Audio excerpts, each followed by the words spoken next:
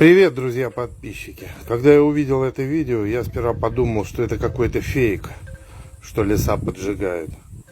Но когда это видео я увидел в другом ракурсе, у меня мнение поменялось. Смотрите без комментариев.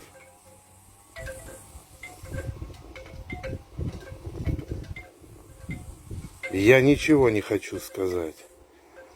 Но мне кажется, у каждого есть своя голова и ум, который должен понять, что это означает.